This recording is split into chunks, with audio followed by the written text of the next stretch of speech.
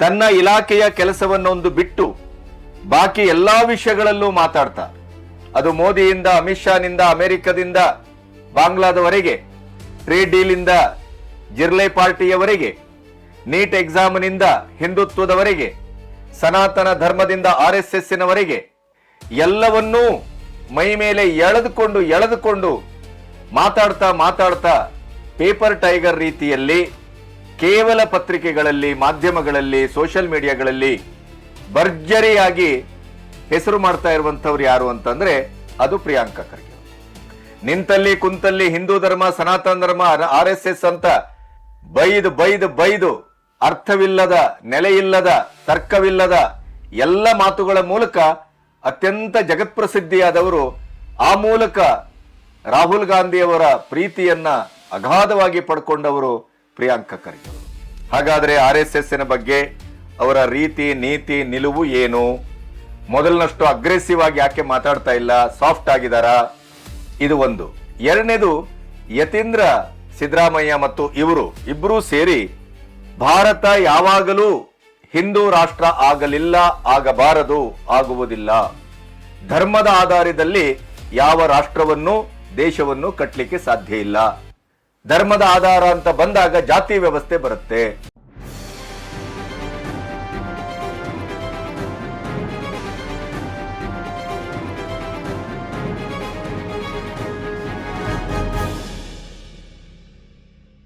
ನಮಸ್ತೆ, B Ganapati news ಚಾನೆಲ್ಗೆ ಸ್ವಾಗತ. ಕಳೆದ 2 ತಿಂಗಳ ಅಧಿಕಾರದಲ್ಲಿ DK ಶಿವಕುಮಾರ್ ಸರ್ಕಾರದಲ್ಲಿ ಕೆಲಸ ಮಾಡುವ ಮೂಲಕ ಜನರ ಮನಸ್ಸನ್ನು ಮತ್ತು ಕಾರ್ಯದಕ್ಷತೆಯ ದೃಷ್ಟಿಯಿಂದ ಒಂದು ಹೊಸ ಚರಿತ್ರೆಯನ್ನ ಆರಂಭಿಸಿದ್ದು ಕೃಷ್ಣ ಬೈರೇಗೌಡರು ತಾಕತ್ತಿದ್ರೆ ಶಿವಾಜಿನಗರಕ್ಕೆ ಕಾಲಿಡಿ ಅಂತ ನಾವು ವಿಡಿಯೋವನ್ನು ಮಾಡಿದ್ದೆವು. ಅವರು ಶಿವಾಜಿನಗರಕ್ಕೂ ಕಾಲಿಟ್ರು, KR ಮಾರ್ಕೆಟ್ಗೂ ಕಾಲಿಟ್ರು. ಯಾವುದೇ ಪ್ರತಿರೋಧವನ್ನು ಗಮನಿಸಿದ್ದೇನೆ. ತನ್ನ ಧ್ಯೇಯ, ಉದ್ದೇಶ ಮತ್ತು ಬೆಂಗಳೂರನ್ನ ಕ್ಲೀನ್ ಆಗಿಸುವ, ಫುಟ್ಪಾತ್ ಅನ್ನ ತೆರವುಗೊಳಿಸುವ ಅತ್ಯಂತ ಸೂಕ್ತ ಮತ್ತು ಮಾದರಿ ಕೆಲಸವನ್ನ ಮಾಡುವ ಮೂಲಕ DK ಶಿವಕುಮಾರ್ 2 ತಿಂಗಳ ಸರ್ಕಾರದಲ್ಲಿ ಅತ್ಯಂತ ಉಜ್ವಲವಾಗಿ ಕಾರ್ಯತತ್ಪರತೆಯಿಂದಲೇ ಹೆಸರು ಮಾಡಿದಂಥದ್ದು, ಜನರ ಮನಸ್ಸನ್ನ ಸೆಳೆದಂಥವರು, ಭವಿಷ್ಯದ ಒಂದು ಮುಖ್ಯಮಂತ್ರಿಯ ಅಭ್ಯರ್ಥಿ ಅನ್ನುವಂಥ ಸಾಧ್ಯತೆಯನ್ನು ಹುಟ್ಟುಹಾಕಿದವರು ಕೃಷ್ಣ ಬೈರೇಗೌಡರು. ಅದಕ್ಕೆ ಸಮಾನಾಂತರವಾಗಿ ತನ್ನ ಇಲಾಖೆಯ ಕೆಲಸವನ್ನೊಂದು ಬಿಟ್ಟು ಬಾಕಿ ಎಲ್ಲಾ ವಿಷಯಗಳಲ್ಲೂ ಮಾತಾಡ್ತಾ, ಅದು ಮೋದಿಯಿಂದ, ಅಮಿತ್ ಶಾನಿಂದ, ಅಮೆರಿಕದಿಂದ ಬಾಂಗ್ಲಾದವರೆಗೆ, ಟ್ರೇಡ್ ಡೀಲ್ ಇಂದ ಜಿರ್ಲೆ ಪಾರ್ಟಿಯವರೆಗೆ, ನೀಟ್ ಎಕ್ಸಾಮ್ನಿಂದ ಹಿಂದುತ್ವದವರೆಗೆ, ಸನಾತನ ಧರ್ಮದಿಂದ RSSನವರೆಗೆ ಎಲ್ಲವನ್ನೂ ಮೈ ಮೇಲೆ ಎಳೆದುಕೊಂಡು ಮಾತಾಡ್ತಾ ಪೇಪರ್ ಟೈಗರ್ ರೀತಿಯಲ್ಲಿ ಕೇವಲ ಪತ್ರಿಕೆಗಳಲ್ಲಿ, ಮಾಧ್ಯಮಗಳಲ್ಲಿ, ಸೋಷಿಯಲ್ ಮೀಡಿಯಾಗಳಲ್ಲಿ ಭರ್ಜರಿಯಾಗಿ ಹೆಸರು ಮಾಡ್ತಾ ಇರುವಂತವ್ರು ಯಾರು ಅಂತಂದ್ರೆ ಅದು ಪ್ರಿಯಾಂಕಾ ಖರ್ಗೆ ಅವರು. ಹಾಗಂತ ಅವರ ಗೃಹ ಇಲಾಖೆಯ ನೆಲೆಯಲ್ಲಿ ಏನು ಮಾಡಿದ್ದಾರೆ, ಏನು ಮಾಡಬೇಕಾಗಿತ್ತು, ಮಾಡಬಹುದಾದ ಕೆಲಸ ಎಷ್ಟಿತ್ತು, ಎಷ್ಟಿದೆ, ಅದೆಲ್ಲವನ್ನ ಗಮನಿಸಿದ್ರೆ ಅಲ್ಲಿ ಶೂನ್ಯ ಸಂಪಾದನೆ. ನಮ್ಮಲ್ಲಿ ಹೊರಗೆ ಶೃಂಗಾರ, ಒಳಗೆ ಗೋಳಿ ಸೊಪ್ಪು ಅನ್ನುವಂಥ ಒಂದು ಗಾದೆ ಇದೆ. ಆ ರೀತಿಯಲ್ಲಿ ಸುದ್ದಿ ಮಾಡ್ತಾ ಇರುವಂಥವ್ರು ಪ್ರಿಯಾಂಕಾ ಖರ್ಗೆ ಅವರಿಗೆ ಹಾಗೆ ನೋಡಿದ್ರೆ ಇದ್ದಂಥ ಬಲಾಬಲ ಕೃಷ್ಣ ಬೈರೇಗೌಡರಿಗಿಂತ ಹೆಚ್ಚು AICC ಅಧ್ಯಕ್ಷರೇ ಅವರ ತಂದೆಯವರು. ನಿಂತಲ್ಲಿ ಕುಂತಲ್ಲಿ ಹಿಂದೂ ಧರ್ಮ, ಸನಾತನ ಧರ್ಮ, RSS ಅಂತ ಬೈದು ಅರ್ಥವಿಲ್ಲದ, ನೆಲೆಯಿಲ್ಲದ, ತರ್ಕವಿಲ್ಲದ ಎಲ್ಲ ಮಾತುಗಳ ಮೂಲಕ ಅತ್ಯಂತ ಜಗತ್ಪ್ರಸಿದ್ಧಿಯಾದವರು. ಆ ಮೂಲಕ ರಾಹುಲ್ ಗಾಂಧಿಯವರ ಪ್ರೀತಿಯನ್ನ ಅಗಾಧವಾಗಿ ಪಡ್ಕೊಂಡವರು ಪ್ರಿಯಾಂಕಾ ಖರ್ಗೆ ಅವರಿಗೆ ರಾಜ್ಯದಿಂದ ರಾಷ್ಟ್ರ ಮಟ್ಟದವರೆಗೆ ಅವರನ್ನ ಬೆಂಬಲಿಸುವ, ಬಲವನ್ನ ನೀಡುವ ಬಹಳಷ್ಟು ವ್ಯವಸ್ಥೆಗಳಿದೆ. ಆದಾಗ್ಯೂ ಕೂಡ ಕೃತಶಕ್ತಿ ಮತ್ತು ಕಾರ್ಯವೈಖರಿ ಅಂತ ಬಂದಾಗ ಕೃಷ್ಣ ಬೈರೇಗೌಡರು ನಂಬರ್ 1 ಆಗಿ ನಿಲ್ತಾರೆ. ಇವರು ಸುದ್ದಿ ಮಾಧ್ಯಮಗಳಲ್ಲಿ ಅವರನ್ನು ಮೀರಿಸುವ ರೀತಿಯಲ್ಲಿ ತೋಪು, ತಪರಾಕಿ, ದೀಪಾವಳಿ ಇಲ್ಲದೆಯೂ ಪಟಾಕಿ ಎಲ್ಲವನ್ನು ಸರಮಾಲೆಯಾಗಿ ಸಿಡಿಸ್ತಾ ಇದ್ದಾರೆ. ಈ ಹಿನ್ನೆಲೆಯಲ್ಲಿ ಗಮನಿಸಿದಾಗ ಪತ್ರಕರ್ತರಿಗೆ ಒಂದು ಕುತೂಹಲ ಕಾಡ್ತಾ ಇತ್ತು. ಸರ್, RSSಗೆ ನೀವು ಪತ್ರ ಬರೆದಿದ್ದೀರಿ, ಏನಾಯ್ತು? ಪತ್ರ ಬರೆದು ಏನ್ರಿ, ಒಂದು ತಿಂಗಳು 15 ದಿನ ಆಗಿದೆ, 100 ವರ್ಷ ಇತಿಹಾಸ ಇದೆ, ಅದೆಲ್ಲ ಮೆಲಕ್ ಹಾಕೊಂಡು ಅದಾಕೊಂಡು ಇದಾಕೊಂಡು ಅವ್ರು ಬರಬೇಕು, ಅವ್ರ ಪತ್ರಕ್ಕೆ ಉತ್ತರ ಕೊಡೋದಿಲ್ಲ ಅಂತ ನಾನು ಹಿಂದೆನೆ ಹೇಳಿದ್ನಲ್ಲ. ಈಗ ನಾನು ಅವರಿಗೆ ಒಂದು ಸರ್ಪ್ರೈಸ್ ಅನ್ನ ಕೊಡ್ಲಿಕ್ಕಿದ್ದೇನೆ ಅನ್ನುವ ಮಾತನ್ನ ಆಡಿದ್ರು. ಏನು ಸರ್, ಕಾನೂನು ಮೂಲಕ ಇತ್ಯಾದಿ? ಹೌದು, ಕಾನೂನು ಮೂಲಕವೇ RSS ಅನ್ನ ಎಲ್ಲಿಡಬೇಕೋ ಅಲ್ಲಿಡ್ತೇನೆ, ಅವ್ರಿಗೊಂದು ಸರ್ಪ್ರೈಸ್ ಕೊಡ್ತೇನೆ, ಎಲ್ಲವನ್ನೂ ನಿಮಗೆ ಹೇಳಿ ಮಾಡಬೇಕಾಗಿಲ್ಲ ಅನ್ನುವ ಮಾತನ್ನ ಅವರು ಆಡಿದ್ದಾರೆ. ಒಂದು ಅದು. ಹಾಗಾದ್ರೆ RSSನ ಬಗ್ಗೆ ಅವರ ರೀತಿ ನೀತಿ ನಿಲುವು ಏನು? ಮೊದಲಿನಷ್ಟು ಅಗ್ರೆಸಿವ್ ಆಗಿ ಯಾಕೆ ಮಾತಾಡ್ತಾ ಇಲ್ಲ, ಸಾಫ್ಟ್ ಆಗಿದಾರಾ? ಇದು ಒಂದು.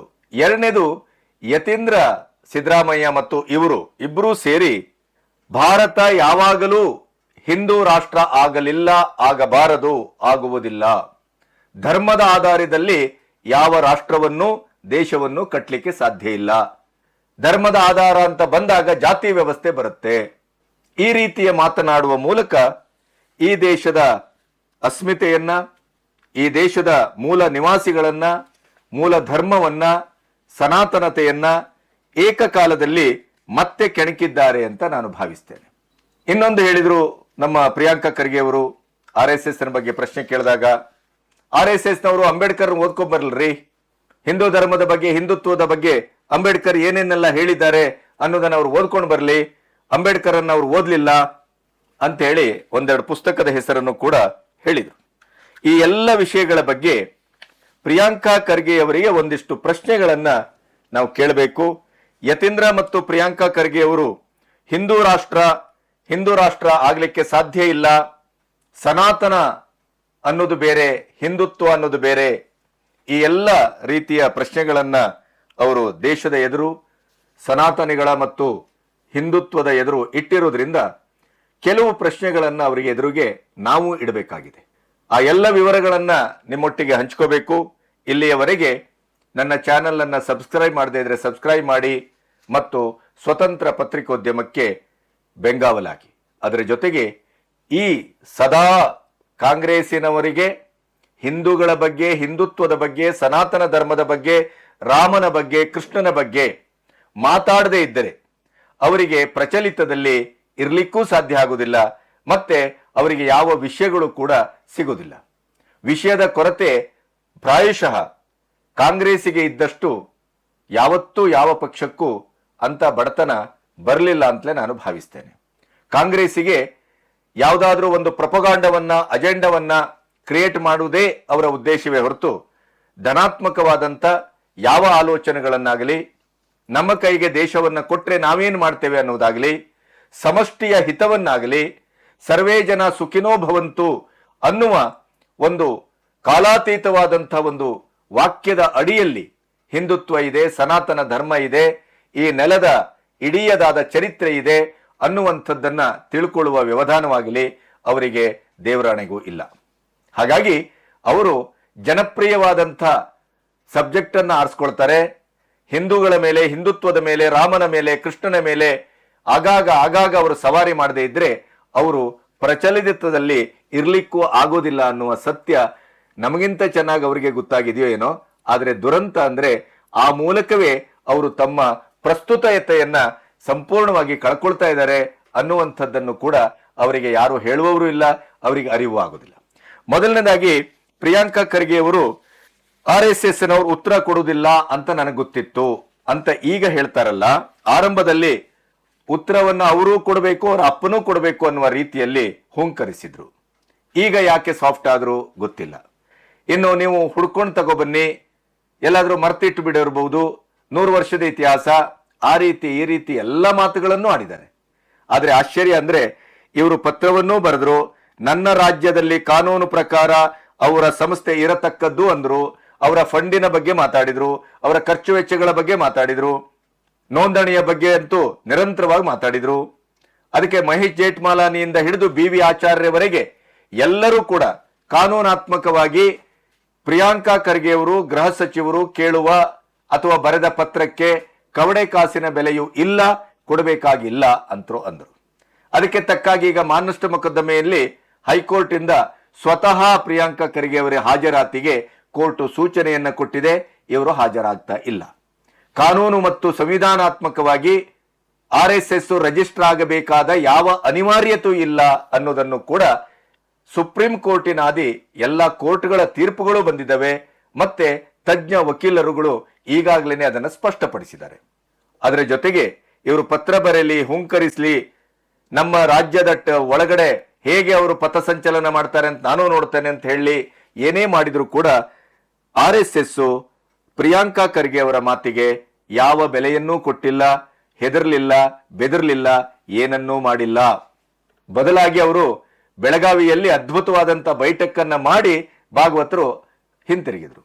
ಇಂತಹ ಸಂದರ್ಭದಲ್ಲಿ ಸರ್ಪ್ರೈಸ್ ಕೊಡ್ತೇನೆ, ಎಲ್ಲವನ್ನು ಹೇಳೇ ಯಾಕೆ ಮಾಡಬೇಕು, ಹಾಗಾದ್ರೆ ಇಲ್ಲಿವರೆಗೆ ಯಾಕೆ ಪತ್ರಿಕಾ ಮಾಧ್ಯಮದಲ್ಲಿ, ಟಿವಿ ಮಾಧ್ಯಮಗಳಲ್ಲಿ, ಸೋಷಿಯಲ್ ಮೀಡಿಯಾದಲ್ಲಿ ಓತಪ್ರೋತವಾಗಿ ಗೃಹ ಸಚಿವರಾದ ದಿನದಿಂದ ಪ್ರತಿ ದಿನವೂ RSS ಬಗ್ಗೆ ಯಾಕೆ ಆ ರೀತಿ ಪ್ರಹಾರ ಮಾಡಿದ್ರಿ? ಖಾಸಗಿಯಾಗಿ ಮಾಡ್ಬೋದಿತ್ತಲ್ಲ, ಗೌಪ್ಯವಾಗಿ ಮಾಡ್ಬೋದಿತ್ತಲ್ಲ. RSS ನವರಿಗೇನೆ ಶಾಕ್ ಆಗುವ ರೀತಿಯಲ್ಲಿ, ಕಾನೂನು ಪ್ರಕಾರ ಅವರ ಮೂತಿಗೆ ಜಜ್ಜುವ ರೀತಿಯಲ್ಲಿ ನೀವು ಗೃಹ ಸಚಿವರಾಗಿ ಕ್ರಮ ತೆಗೆದುಕೊಳ್ಬಹುದಿತ್ತಲ್ಲ, ಯಾಕೆ ತೆಗೆದುಕೊಳ್ಳಿಲ್ಲ? ಇದು ಪ್ರಶ್ನೆ. ಅದಕ್ಕಿಂತ ಮುಖ್ಯವಾಗಿ ಪ್ರಿಯಾಂಕಾ ಖರ್ಗೆ ಅವರೇ, ಅಸ್ಸಾಂನಲ್ಲಿ ಇನ್ನಿಲ್ಲದ ಚಾರಿತ್ರಿಕವಾದ ದುರಂತ ನಡೆದಿದೆ. ಪ್ರವಾಹದ ದುರಂತ ಯಾವ ಮಟ್ಟದಲ್ಲಿ ಅಸ್ಸಾಮನ್ನ ಧೃತಿಗೆಡಿಸಿದೆ ಅಂತಂದ್ರೆ ಅದನ್ನ ನೋಡಿದ್ರೆ ಆ ವಿಜುವಲ್ಸ್ ಅನ್ನ ಕಣ್ಣಲ್ಲಿ ನೀರು ಬರ್ತದೆ, ಹೃದಯ ಹಿಂಡುತ್ತದೆ. ಆದರೆ ಅದರ ಬಗ್ಗೆ ಇವತ್ತಿನವರೆಗೂ ಕಾಂಗ್ರೆಸ್ಸು ಒಂದು ಹೇಳಿಕೆಯನ್ನು ಕೊಟ್ಟಿಲ್ಲ. ಯಾಕೆ? ಅಸ್ಸಾಮು ಬಿಜೆಪಿ ಆಡಳಿತ ಇರಬಹುದು, ಆದರೆ ಅಸ್ಸಾಮು ಭಾರತ ದೇಶದ ಒಳಗಡೆ ಇದೆ ತಾನೆ. ಪ್ರಧಾನಿ ಮೋದಿಯವರು ಕೂಡ ಇದೇ ರೀತಿಯ ಮಲತಾಯಿ ಧೋರಣೆಯನ್ನ ತೋರಿದ್ರೆ ಏನಾಗ್ತಿತ್ತು? ಎಲ್ಲೆಲ್ಲಿ ಬಿಜೆಪಿ ಆಡಳಿತ ಇದೆಯೋ ಅಲ್ಲಿ ಮಾತ್ರ ಕಾಂಗ್ರೆಸ್ ಅಥವಾ ಇನ್ನಿತರ ಆಡಳಿತ ಇದ್ದಲ್ಲಿ ಕಣ್ಣೆತ್ತು ನೋಡುವುದಿಲ್ಲ ಅಂತ ಹೇಳಿದ್ರೆ ಒಕ್ಕೂಟ ವ್ಯವಸ್ಥೆಗೆ ಅರ್ಥ ಇದೆಯಾ? ಒಬ್ಬ LOP ಯಾವ ರೀತಿ ವರ್ತಿಸಬೇಕು? ದೇಶದಲ್ಲಿ ಎಲ್ಲಿಯೇ ಯಾವುದೇ ನೈಸರ್ಗಿಕ ದುರಂತ ಇರಬಹುದು ಅಥವಾ ಬೇರೆ ರೀತಿಯ ಗಲಾಟೆ ಇರಬಹುದು, ದೊಂಬಿ ಇರಬಹುದು, ಏನೇ ಇದ್ರೂ ಕೂಡ ಸಾರ್ವಜನಿಕವಾಗಿ ವರ್ತಿಸುವ ವರ್ತನೆ ಅಂತ ವಿರೋಧ ಪಕ್ಷದ ನಾಯಕರಿಗೆ ಒಂದು ಇರುತ್ತಲ್ಲ, ವಿರೋಧ ಪಕ್ಷಕ್ಕೂ ಇದೆಯಲ್ಲ. ಅಸ್ಸಾಮಿನ ಬಗ್ಗೆ ಇವತ್ತಿನವರೆಗೂ ಒಂದು ಮಾತಾಡಿಲ್ಲ. ಆದರೆ ಅಸ್ಸಾಮಿನಲ್ಲಿ ದುರಂತ ನಡೆತಾ ಇರುವ ಆ ಸುದ್ದಿ ತಿಳಿದ ತಕ್ಷಣ ಪ್ರಥಮದಲ್ಲಿ ಹೋಗಿ ನಿಂತು ಅಲ್ಲಿ ಕಾರ್ಯಾಚರಣೆಗೆ ತನ್ನ ಕೈಲಾದ ಸಹಾಯವನ್ನ ಮಾಡಲಿಕ್ಕೆ ನಿಂತದ್ದು RSS ಕಾರ್ಯಕರ್ತರು. ವಯನಾಡಲ್ಲಿ ಮೊನ್ನೆ ದುರಂತ ಮತ್ತೆ ನಡೆಯಿತು. ಆ ದುರಂತ ನಡೆದಾಗಲೂ ಕೂಡ LOP ರಾಹುಲ್ ಗಾಂಧಿ ಅವರು ಹೋಗಲಿಲ್ಲ, ಆದರೆ RSS ನವರು ಹೋದರು. ಇಂಥ RSS ನವರ ಕಾನೂನು ವಿರೋಧಿಗಳು, ಅವರು ದೇಶ ವಿರೋಧಿಗಳು, ಅವರು 100 ವರ್ಷದಲ್ಲಿ ಏನು ಮಾಡಿದ್ದಾರೆ ಅನ್ನುವಂಥದ್ದನ್ನ RSS ನವರು ಅರ್ಥ ಮಾಡ್ಕೋಬೇಕಾಗಿಲ್ಲ, RSS ನವರು ಅಧ್ಯಯನ ಮಾಡಬೇಕಾಗಿಲ್ಲ. RSS ನವರು 100 ವರ್ಷ ತನ್ನ ಕೃತುಶಕ್ತಿಯಿಂದ ನಡ್ಕೊ ಬಂದಿದ್ದಾರೆ. ಈ ಸಮಾಜದ ಪ್ರತಿಯೊಂದು ವ್ಯಕ್ತಿಯ ಹೃದಯದಲ್ಲೂ ಕೂಡ ತನ್ನ ಚರಿತ್ರೆಯ ಬೀಜಗಳನ್ನ ಬಿತ್ತಿದ್ದಾರೆ, ತನ್ನ ಚಾರಿತ್ರ್ಯದ ಬೀಜಗಳನ್ನ ಬಿತ್ತಿದ್ದಾರೆ, ತಮ್ಮ ಕೃತುಶಕ್ತಿಯ ಬೀಜಗಳನ್ನ ಬಿತ್ತಿದ್ದಾರೆ.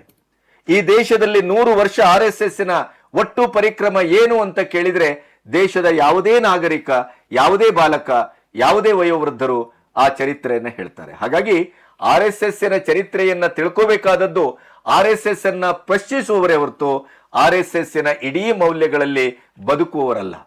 ಹಾಗಾಗಿ ನಿಮ್ಮ ಪತ್ರಕ್ಕೆ ಉತ್ತರ ಕೊಡಬೇಕು ಅಂತ ಹೇಳಿ ಅವರು RSSನ 100 ವರ್ಷವನ್ನ ಅಧ್ಯಯನ ಮಾಡಲಿಕ್ಕೆ ಇಳಿಯಬೇಕಾದಂತ ಯಾವ ತುರ್ತು, ಯಾವ ದೌರ್ಬಲ್ಯವೂ RSSಗಿಲ್ಲ. ಇನ್ನು ನೀವು ಕಾನೂನಾತ್ಮಕವಾಗಿ RSS ಅನ್ನ ಹಣಿಯುವುದೇ ಇದ್ರೆ ಯಾಕೆ ಲೇಟ್ ಮಾಡ್ತಿದ್ದೀರಿ? ಅವರ ಹತ್ರ ಯಾಕೆ ಅವರ ಪತ್ರಕ್ಕೆ ಉತ್ತರವನ್ನ ಬಯಸ್ತೀರಿ? ಅವರು ಉತ್ತರ ಕೊಡುವುದಿಲ್ಲ.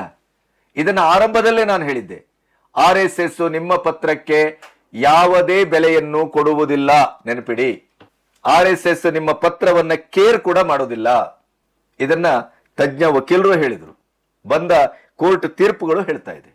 ಈ ಮಧ್ಯೆ ಮತ್ತೆ ಹಿಂದೂ ರಾಷ್ಟ್ರ, ಹಿಂದುತ್ವ ಅನ್ನುವ ಪ್ರಶ್ನೆಯನ್ನ ನೀವು ಮತ್ತು ನಮ್ಮ ಯತೀಂದ್ರ ಅವರು ತೆಗೆದಿದ್ದೀರಿ. ಅದಕ್ಕೆ ಉತ್ತರಿಸುವ ಮೊದಲು ಅಂಬೇಡ್ಕರ್ ಬಗ್ಗೆ ತಾವು ಹೇಳಿದ್ರಿ ಪ್ರಿಯಾಂಕಾ ಖರ್ಗೆ ಅವರೇ. ಅಂಬೇಡ್ಕರ್ ಹಿಂದುತ್ವ, ಮನುಸ್ಮೃತಿ. ಸತ್ಯ ಹೇಳಬೇಕು ಅಂದ್ರೆ ನೀವು ಅಂಬೇಡ್ಕರ್ ಅನ್ನ ಇನ್ನೂ ಚೆನ್ನಾಗಿ ಓದ್ಕೋಬೇಕು.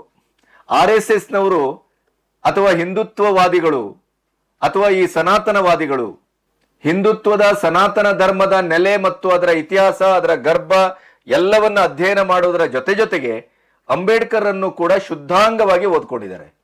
ಅಂಬೇಡ್ಕರ್ ಅನ್ನ ಪುರಸ್ಕರಿಸಿದ್ದು, ಅಂಬೇಡ್ಕರ್ ಕೊಟ್ಟಂತ ಸಂವಿಧಾನವನ್ನ ತಲೆಯಲ್ಲಿ ನೆತ್ತಿಯಲ್ಲಿ ಹೊತ್ತು ಸಾಗಿದ್ದಿದ್ರೆ ಬಹುಶಃ ಪ್ರಾಕ್ಟಿಕಲ್ ಆಗಿ ಈ 78 ವರ್ಷಗಳಲ್ಲಿ ಕಾಂಗ್ರೆಸ್ಸಿನಕ್ಕಿಂತ ಹೆಚ್ಚು ಈ ದೇಶದ ಸ್ವಾಭಿಮಾನಿಗಳು, ಸನಾತನಿಗಳು, RSSನವರು ಮತ್ತು ಈ ದೇಶವನ್ನ ಅತ್ಯಂತ ಹೃದಯದ ಮೂಲಕ ಪ್ರೀತಿಸುವ ಜನಗಳು.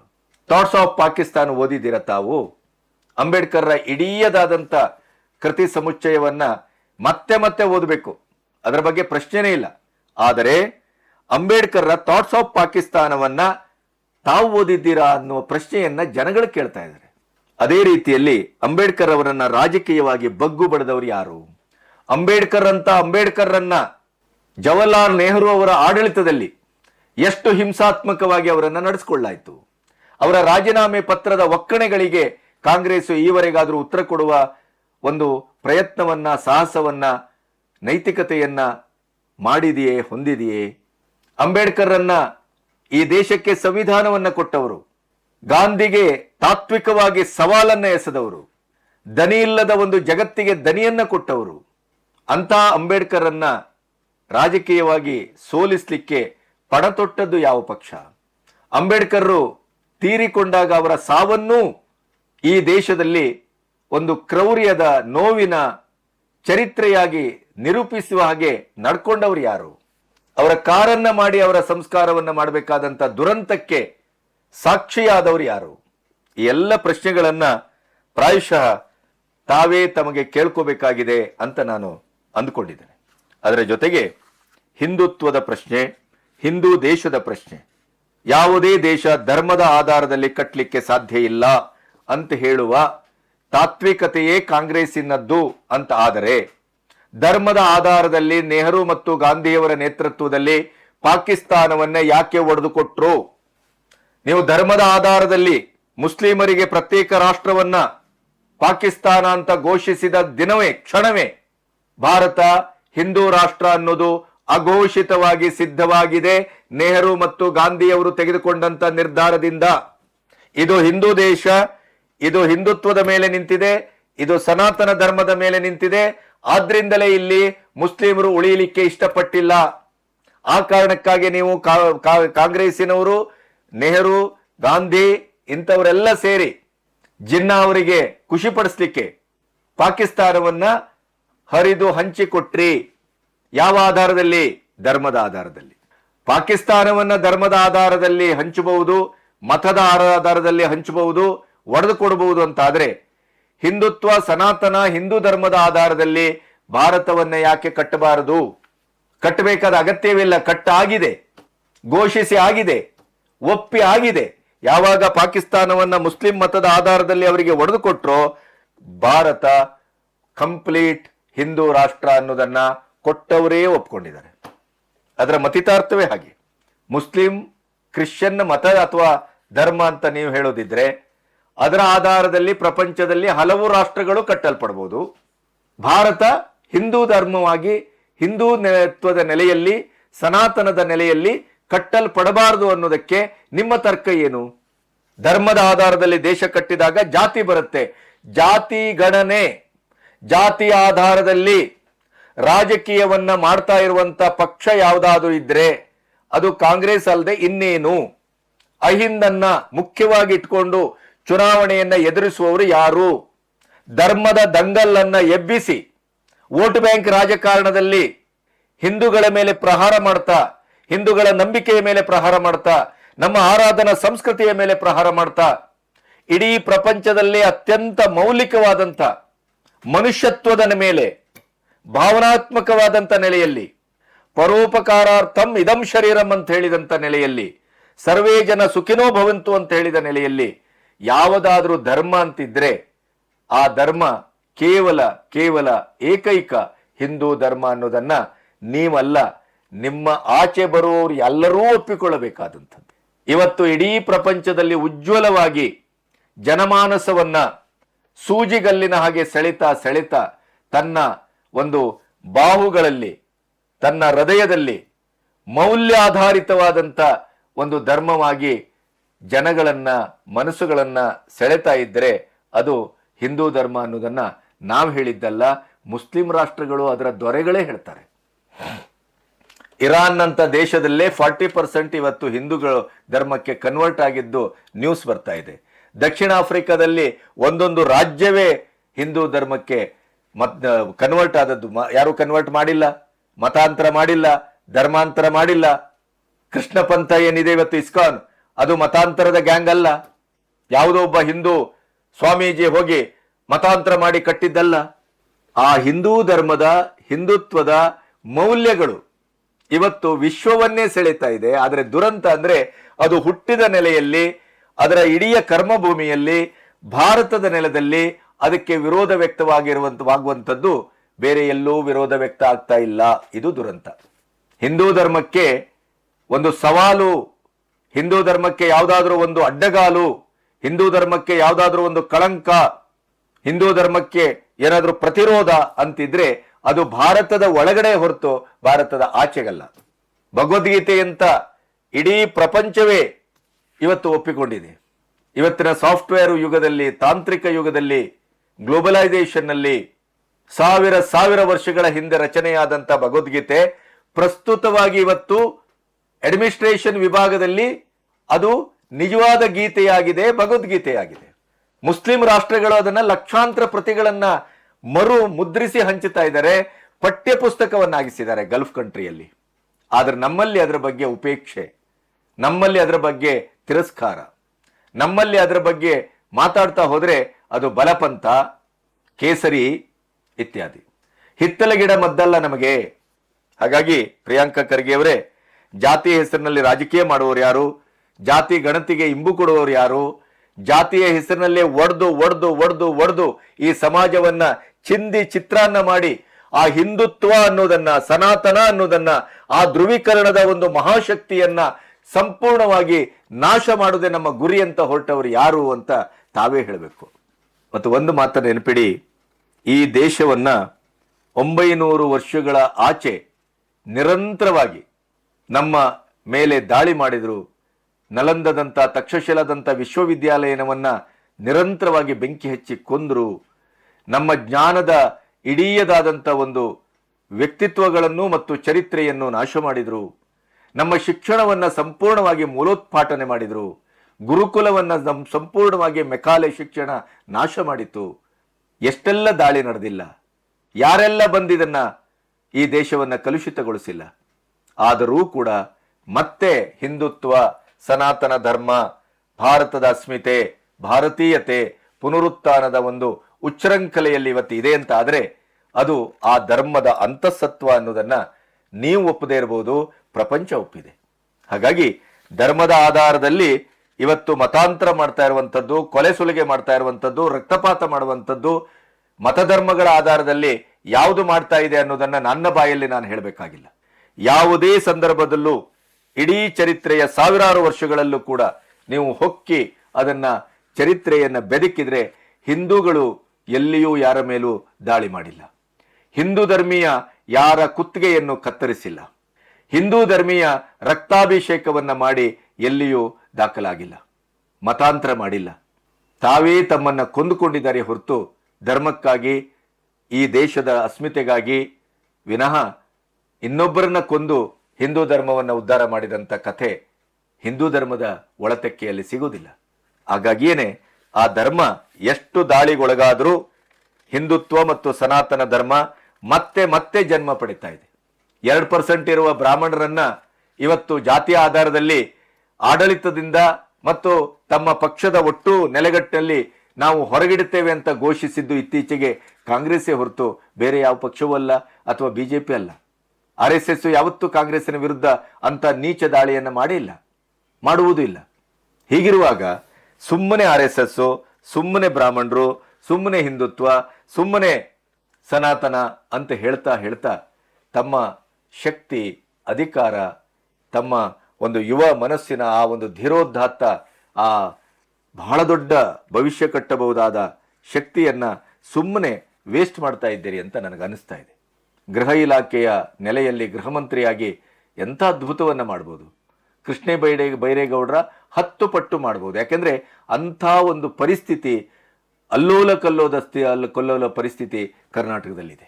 ಮಾಡುವುದೆಲ್ಲವ ಬಿಟ್ಟು ಮಾಡಬಾರದ, ಹೇಳಬಾರದ, ತರ್ಕಿಸಬಾರದ, ಸುಮ್ಮನೆ ಪ್ರಪೋಗಾಂಡ ಮಾಡುವ, ಅದನ್ನು ರಾಜಕೀಯಕ್ಕೆ ಬಳಸುವ ಈ ತಮ್ಮ ಒಂದು ದೈನಿಕ ವ್ಯವಹಾರ ಏನಿದೆ, ಅದು ಪ್ರಿಯಾಂಕಾ ಖರ್ಗೆ ಅಂಥವರಿಂದ ನಾವು ನಿರೀಕ್ಷೆ ಮಾಡಿರಲಿಲ್ಲ. ಪ್ರಿಯಾಂಕಾ ಖರ್ಗೆ ಅವರೇ ತಮಗೆ ಬಹಳ ದೊಡ್ಡ ಶಕ್ತಿ ಇದೆ, ಬುದ್ಧಿ ಇದೆ, ಧೀಮಂತಿಕೆ ಇದೆ, ಮಾತುಗಾರಿಕೆ ಇದೆ. ನೀವು ರಾಷ್ಟ್ರದಲ್ಲೂ ರಾಜ್ಯದಲ್ಲೂ ಅತ್ಯಂತ ಉನ್ನತ ಹುದ್ದೆಗೆ ಏರುವ ಎಲ್ಲ ಲಕ್ಷಣಗಳಿದೆ. ಆದರೆ ತಮ್ಮ ಆ ಶಕ್ತಿ ಕೇವಲ ಈ RSS ಹಿಂದುತ್ವ ಅದು ಇದು ಅಂತ ಹೇಳ್ತಾ ಅದು ಸುಮ್ಮನೆ ವೇಸ್ಟ್ ಆಗ್ತಾ ಇದೆ ಅನ್ನುವ ನೋವು ನಮಗಿದೆ. ಹಾಗಾಗಿ ಯಾರೇ ಪ್ರಿಯಾಂಕಾ ಖರ್ಗೆ ಅವರು ಹೇಳಲಿ, ಯತೀಂದ್ರ ಸಿದ್ದರಾಮಯ್ಯನವರು ಹೇಳಲಿ, ಇನ್ನೊಬ್ರು ಹೇಳಿ, ಮಗದೊಬ್ಬರು ಹೇಳಿ, ಈ ರಾಷ್ಟ್ರ ಏನಾಗಬೇಕೋ ಅದೇ ಆಗತ್ತೆ. ಯಾವ ಧರ್ಮದ ಆಧಾರದಲ್ಲಿ ಈ ರಾಷ್ಟ್ರ ರೂಪುಗೊಳ್ಳಬೇಕೋ ಆ ರೂಪುಗೊಳ್ಳುವ ಪ್ರಕ್ರಿಯೆ ಆರಂಭ ಆಗಿದೆ. ಹಾಗಾಗಿ ನೀವು ಅದನ್ನ ವಿರೋಧಿಸಿದಷ್ಟು ಅದನ್ನ ಪ್ರಸ್ತುತತೆಗೆ ಮತ್ತೆ ತರ್ತೀರಿ ಅನ್ನೋದನ್ನ ಮರೆಬೇಡಿ. ನಿಮ್ಮ ಬಾಯಲ್ಲಿ ಹಿಂದುತ್ವ, RSS, ಸನಾತನ ಅಂತ ಬಂದಾಗ್ಲೆಲ್ಲ ಅದು ಮತ್ತೆ ಧ್ರುವೀಕರಣಗೊಳ್ತಾ ಇದೆ, ಮತ್ತೆ ಗಟ್ಟಿಯಾಗ್ತಾ ಇದೆ, ಮತ್ತೆ ಚರ್ಚೆಗೆ, ಮತನಕ್ಕೆ ಒಳಗಾಗಿ RSSನ ಬಗ್ಗೆ ಇನ್ನಿಷ್ಟು ರದ್ಯವಾದಂತ ಭಕ್ತಿ ಭಾವ ಅದು ಉಕ್ಕುತ್ತಾ ಇದೆ. ಇಲ್ಲಿಯವರೆಗೆ ನೋಂದಣಿ ಪ್ರಶ್ನೆಯನ್ನು ಎತ್ತ ತಕ್ಷಣ RSS ಮುಗಿಸಿ ಬಿಡ್ತದೆ ಅಂತ ಭಾವಿಸಿದ್ರು. ಆದರೆ ನೀವು ನೋಂದಣಿಯ ಪ್ರಶ್ನೆ ಎತ್ತಿದ ತಕ್ಷಣ ಸುಪ್ರೀಂ ಕೋರ್ಟ್ನಿಂದ ಹಿಡಿದು ಎಲ್ಲ ಕೋರ್ಟಿನ ವಾದ ವಿವಾದ, ಆರ್ಗ್ಯುಮೆಂಟ್ಸು, ಅದರ ತೀರ್ಪುಗಳು, ಆಮೇಲೆ ಲಾಯರು, ತಜ್ಞರು ಎಲ್ಲರೂ ಬಂದು ಮಾತಾಡುವ ಮೂಲಕ ಏನಾಯ್ತು, RSSಗೆ ಒಂದು ಹೊಸ ಬೆಳಕು ಬಂತು, ಹೊಸ ಶಕ್ತಿ ಬಂತು, ಹೊಸ ಹುರುಪು ಬಂತು. RSS ಒಂದು ನಿಷ್ಕಳಂಕ ಬೆಳಕಿನಷ್ಟೇ ಒಂದು ಪಾವಿತ್ರ್ಯ ಭಾವನೆಯಿಂದ ಕಟ್ಟಿದ ಮತ್ತು ಅದು ಬೆಳೀತಾ ಇರುವಂತ ಸಂಸ್ಥೆ ಅನ್ನುವಂಥ ಭಾವ ಸಾರ್ವತ್ರಿಕವಾಯಿತು. ಅದಕ್ಕಾಗಿಯೇ ನಾ ಹಿಂದಿನ ವಿಡಿಯೋದಲ್ಲೂ ಹೇಳಿದ್ದೆ, RSSನವರು ಅಥವಾ ಹಿಂದೂಗಳು ನಾವು ಪ್ರಿಯಾಂಕಾ ಖರ್ಗೆ ಅವರಿಗೆ ಥ್ಯಾಂಕ್ಸ್ ಹೇಳಬೇಕು, ಋಣಿಯಾಗಿರಬೇಕು ಅಂತ. ಈ ವಿಡಿಯೋ ನಿಮಗೆ ಹೇಗೆ ಅನ್ನಿಸ್ತು? ಈ ಚಿಂತನೆ ದಾರಿಯ ಬಗ್ಗೆ ನಿಮಗೇನು ಅನ್ನಿಸ್ತದೆ? ನಿಮ್ಮ ಅಭಿಪ್ರಾಯಗಳನ್ನು ದಯವಿಟ್ಟು ಕಮೆಂಟ್ ಮಾಡಿ. ನಾವು ಪ್ರಿಯಾಂಕಾ ಖರ್ಗೆ ಅವರಂಥವರ ಮಾತುಗಳಿಂದ ವಿಚಲಿತರಾಗುವುದಲ್ಲ, ಆಕ್ರೋಶಗೊಳ್ಳುವುದಲ್ಲ, ಅಥವಾ ಸ್ಪರ್ಧಾತ್ಮಕವಾಗಿ ಅವರೊಟ್ಟಿಗೆ ನಿಲ್ಲುವುದಲ್ಲ. ಅದರ ಬದಲಾಗಿ ನಾವು ಕನಿಕರ ಪಡಬೇಕು. ಹಾಗೆಯೇ ನಾವು ಅವರ ಪ್ರಶ್ನೆಗಳನ್ನು ಎದುರಿಸ್ತಾ ಇನ್ನಿಷ್ಟು ಗಟ್ಟಿಯಾಗಿ ನಾವು ಉತ್ತರವಾಗಿ ನಮ್ಮ ಕೃತುಶಕ್ತಿಯಿಂದ ನಿಲ್ಲಬೇಕು. ಇದು ನಮ್ಮ ಹಿಂದೂ ಧರ್ಮದ ಮೂಲ ಧ್ಯೇಯವೂ ಹೌದು, ಧರ್ಮವೂ ಹೌದು, ತತ್ವವೂ ಹೌದು. ನಮಸ್ತೆ.